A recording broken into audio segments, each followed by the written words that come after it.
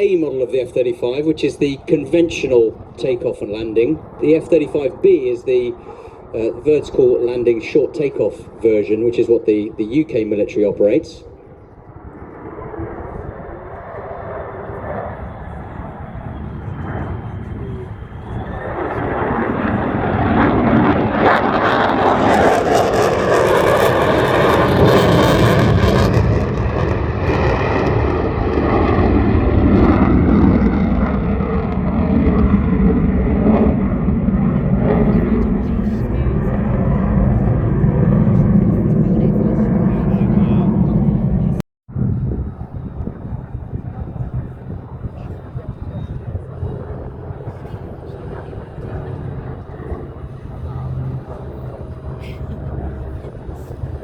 I reckon it was 1989? It was 1990, which makes me feel incredibly old.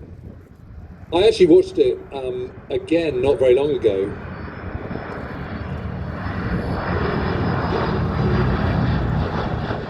And I have to say, I thought it really held up. I think it's a terrific film.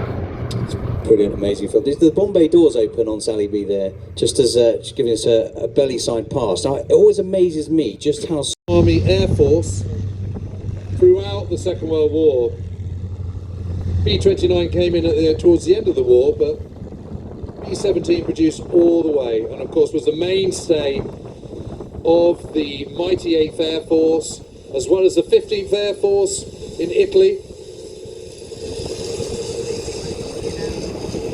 And just a phenomenal aircraft. Again, could take huge amounts of punishment. But also, as anyone who's seen Masters of the Air will know, it was lethally dangerous too. Big for a 4-engine plane. And you're right, that it can do about 2.5 tons, something like that, whereas a Lancaster at a push could do 10.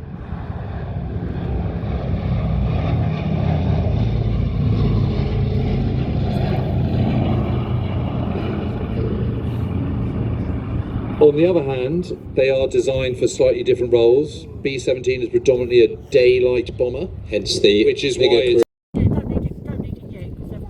One of the things that fighter pilots often talk about their battles in the Second World War is how they're in the middle of a melee one minute and the next minute the skies are completely empty.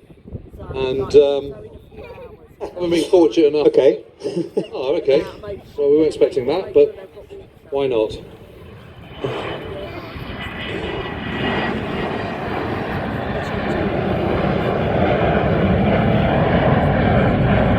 Now for something completely different. Well, they say it's all about communication, James, and we clearly don't have any communication with the control tower because this aircraft was actually due in...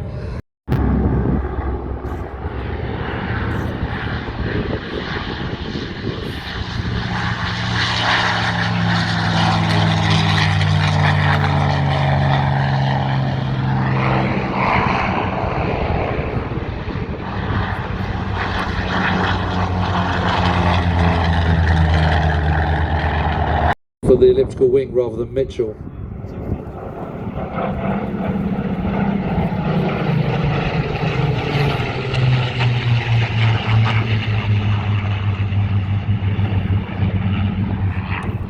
Talking about designers and Spitfire related, a little pub quiz fact for you. Do you know who designed the undercarriage for the Spitfire? I don't. So, Mr. Owen McLaren. So, those of you in the audience who have had children and McLaren buggies, after he designed the undercarriage for the Spitfire, which had to fit very neatly into that very thin profile wing I talked about. And reversing to the left calls Paul in the lead there.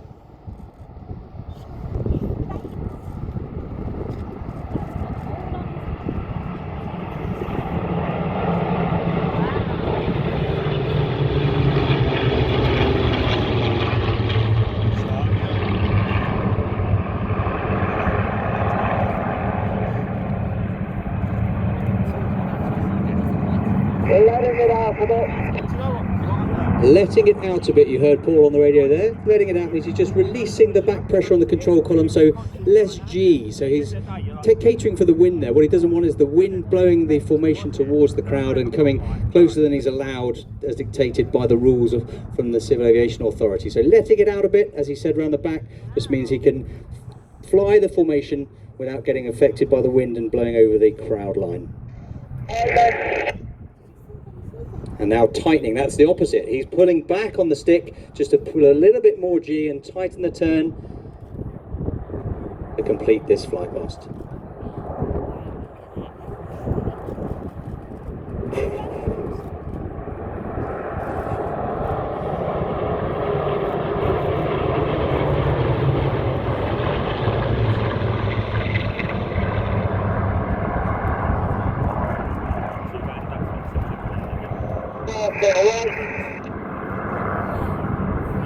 And reversing right, said Paul.